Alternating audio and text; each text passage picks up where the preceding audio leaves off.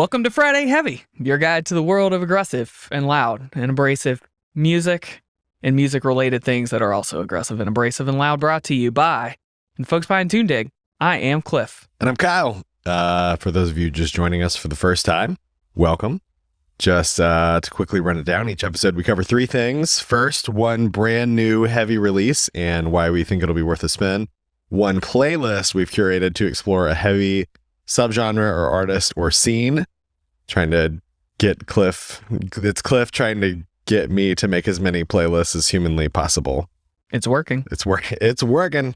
And thirdly, and perhaps most importantly, one organization doing critical culture impacting work in their community so you can do something with all that fucking energy. Remember, folks, punk is more than a genre, it's a state of mind. Let's get into it. Item number one, Cliff, what new release are we talking about this week? This Bright and Beautiful World by Greyhaven. That's our featured new release this week. Greyhaven hails from Louisville, Kentucky, the closer to the center of Atlanta, the closer to our hearts. So these people are relatively close. Louisville has such a killer scene, and it's so diverse. There's so many great Kentucky bands. And I would probably have never looked up Greyhaven or looked into him that hard, but then I saw that Isaac from Knock Loose, I guess now formerly of Knock Loose, was in this band early on. So immediately I was like, I'm a fan of this band. Let's go. Yep. Now they rip. And they caught a lot of attention back in 2018 with Empty Black. It had that kind of just before the wheels fall off sensation kind of all the way through. And that's a real hard balance to strike, especially when you're kind of making that angular post-hardcore chaotic noisy stuff and occasionally introducing melody. It's a lot of time in the jam room. That's 10,000 hour shit. You gotta get real tight to play that loose. Yep. And there were lots of references at the time, especially in reviews of that record, references to E-Tid, right? Every Time I Die, the early Norma Jean stuff, early He Is Legend, before each of those three bands really kind of found their own specific column to fill out. Early on, there was this overall sense between a lot of those bands of that chaotic post-hardcore, I don't know what this genre is going to be yet type of stuff. Yep. And Greyhaven manages to capture a lot of that, 20 years on, 15 years on especially. And it's cool. They sound like their own thing. You hear not only those bands, I hear a lot of Dillinger in for sure one of these new singles. They are pretty open about their influences and reference points, but it's clear that they are probably pretty close to our age. I don't know anything about these dudes as people, but certainly that they were in some of the same pits that we were in over the past 15 years. Yep, I think that's a fair bet. So the upcoming release, This Bright and Beautiful World, or the one that releases today. So again, we always get to talk about a new release. We record this before the new release comes out. So in most cases, we, just like you listening to this podcast, are going to experience it for the first time. But we got some singles and all that past information to go on, right? So based on what we've heard so far, This Bright and Beautiful World sounds like it'll be pushing pretty directly into what has become a kind of post-grunge movement. Some serious flirtation with radio rock, but in a way that doesn't make me very nervous, which is how we know it's called post-grunge. If it's radio rock that doesn't make you nervous, it's post-grunge. If it does make you nervous, it's butt rock. And that is how we divide those two things I hate all the word. I mean, what is a podcast but just some words? I hate all the word stickering around it, but it's all right, one of these guys was really into Nevermind, had a formative young person's I listened to Nevermind experience, and that was the gateway drug, and then it just sort of went punky from there. Yep.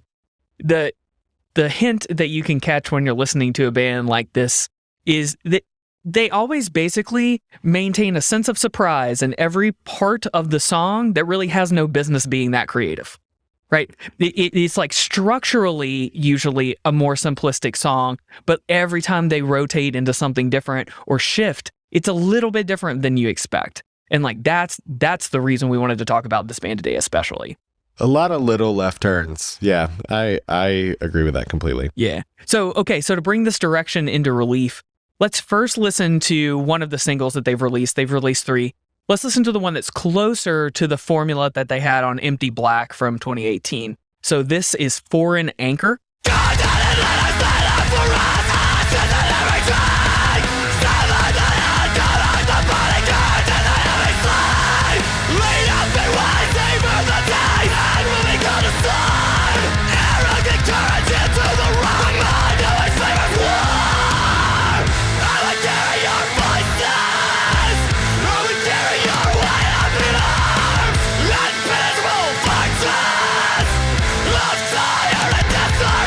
With that in mind, either the first single they released, which was called All Candy, or the latest single they released, Ornaments from the Well.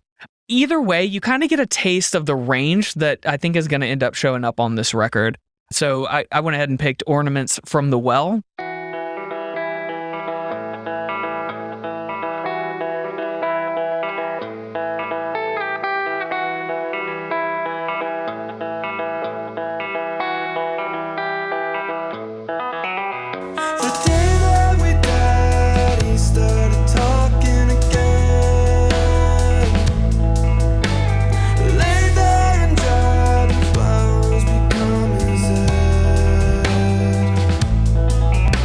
And definitely check out this entire track because we've already joked on this particular podcast. We're only going to give you the first 30 seconds of stuff. Maybe we'll venture into another slice of 30 seconds in the future, but 30 seconds isn't enough for a band like this. So definitely check out that whole track because the last couple of minutes shift pretty strongly into like, oh brother, thrice, and almost kind of dead poetic territory. We've talked about channeling that post-hardcore vibe, especially from the early aughts, and like that's another place where it happens again with kind of like a totally different set of bands and genres. I hear a lot of He Is Legend and Ornaments from the Well too. Some of the later stuff where it's good experiment and minor key, clean tone type stuff that doesn't sound like all the other bands trying to do it. It's like pulls in a little bit of bluesy, pulls in a little bit of other type hardcore stuff. It's not the I learned how to play this kind of guitar from a YouTube video type of thing. It's like it's pushing into its own stylistic territory and voice. Absolutely. And just to tack on, we told you on the first Friday Heavy episode that Will Putney is everywhere, and here he is again. Insert Snoop Dogg audio. This motherfucker don't miss. Yep. So we're already making loops back to previous episodes inside of this podcast, which is barely 4 episodes old. So this is the way. So check out This Bright and Beautiful World by Greyhaven, which is out today on Equal Vision. Like we always tell you, go listen to it however you want because your stream pennies don't matter nearly as much as sending your band actual money by going to shows or buying merch or just literally just like cash at them. You know what I'm saying? Just like literally find out where their bank accounts are and send them money. That's another way to do it. Cool.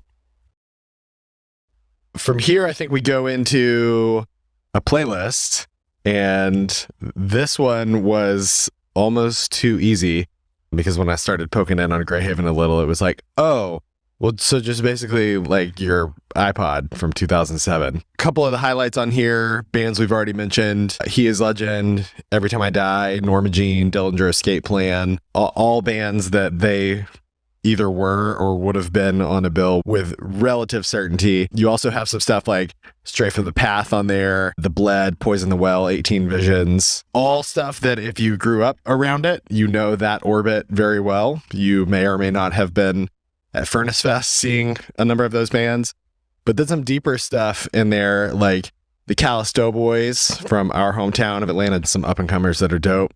The Threats, also from Atlanta. I promise we're not always trying to just like secretly slot in Atlanta, but definitely an underappreciated punk town for sure. We snuck in because they're big System of a Down fans, and I think you will hear that in the tightness of the grooves. We snuck in System of a Down track there in the middle, a Symphony in Peril track that is a wink to Cliff and pretty much only Cliff, and then ended with some Snapcase there. It's probably the longest playlist we've done so far, coming in at 24 tracks. I wish we could have added Holly Springs Disaster from Canada, who were from the like mid 2000s and were spiritually very much in this lineage, but they are not available on streaming, so go look their shit up on YouTube. But I think on here you're going to find really driving grooves, some cool breakdowns, a variety of guitar work. Can't say enough good things on this podcast or the main Tune Dig podcast about the work of guitarists like Adam from He Is Legend, but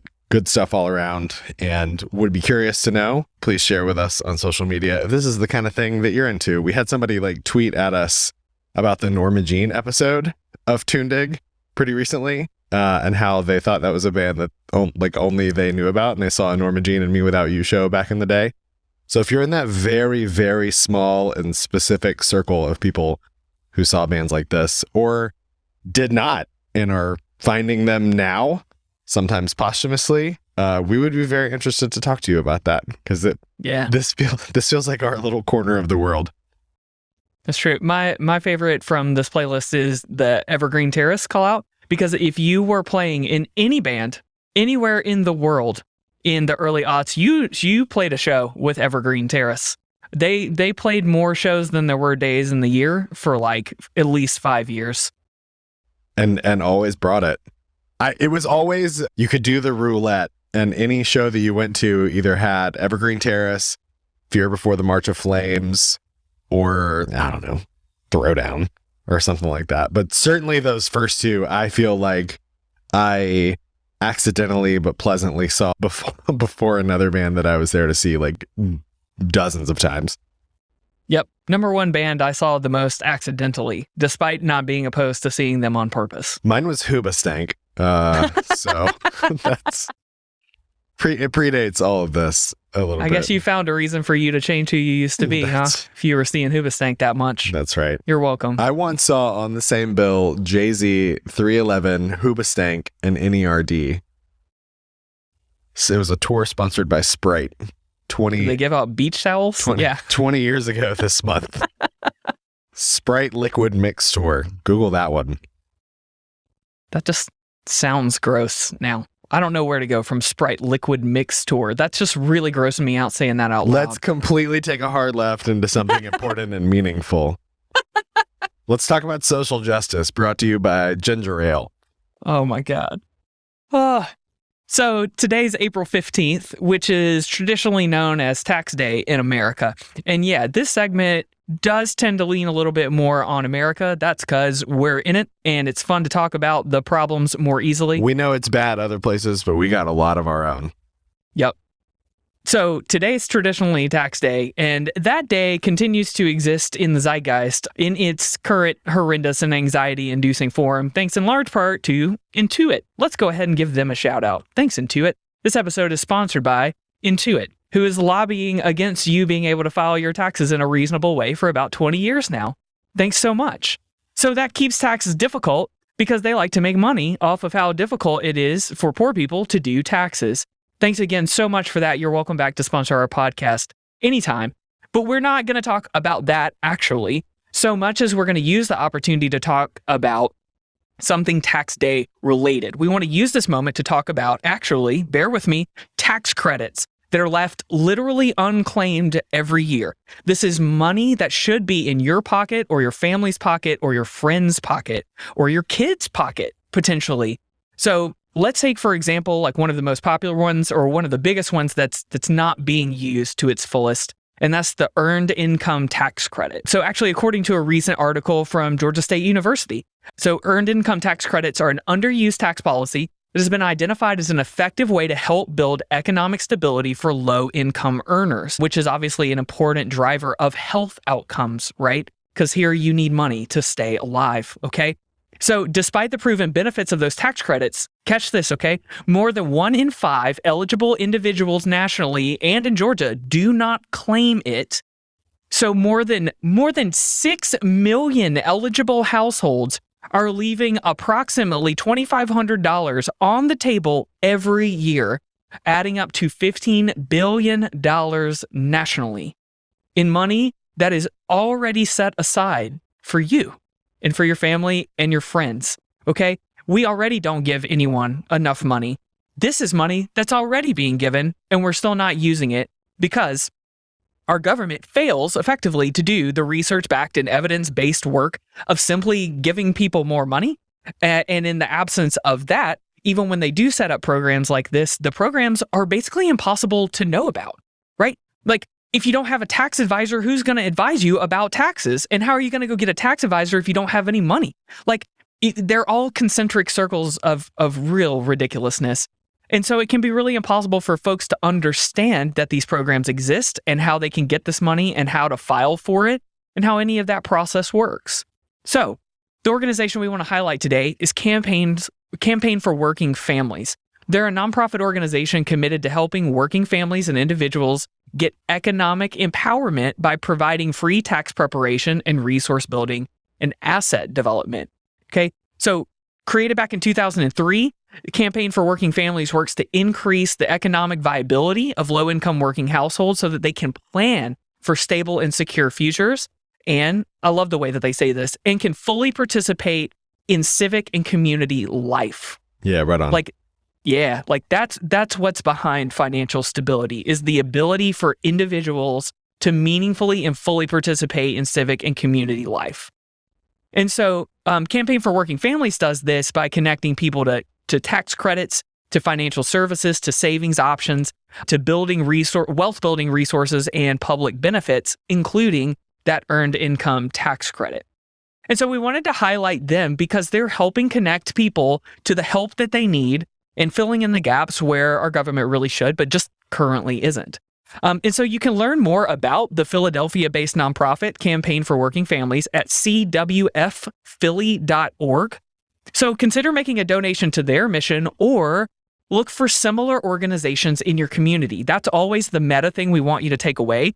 Go look at an organization doing awesome work, and then look closer to you and go find the other people who are doing work similar to this so that you can continue to build things up in your community.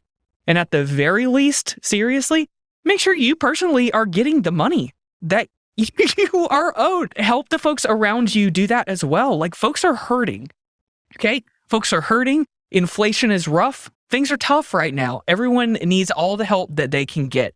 So check in on yourself, check in on your friends and family, and see what you can do to not only get a little bit more for yourself, go get that bag, but also help connect people to community services that'll help them to build wealth over time and be able to participate. That's how we fight the power, baby. I just want to raise a glass to you really quick for being the John Oliver in a hardcore shirt. So thanks for that. I can't believe #feminism. I can't believe we got from that is the second time I think I've called you John Oliver, but it's never not appropriate. Hi. Hello, I'm John Oliver. Let's talk about Dillinger Escape Plan. No, that's it. Please look out for your people and try to take care of yourselves. This has been Friday Heavy. Rock over London, rock on Chicago. All power to the people. We'll be back in 2 weeks. Peace. Go to tunedig.com or follow us on Instagram and Twitter for links to the new release, the playlist, and the organization that we talked about today.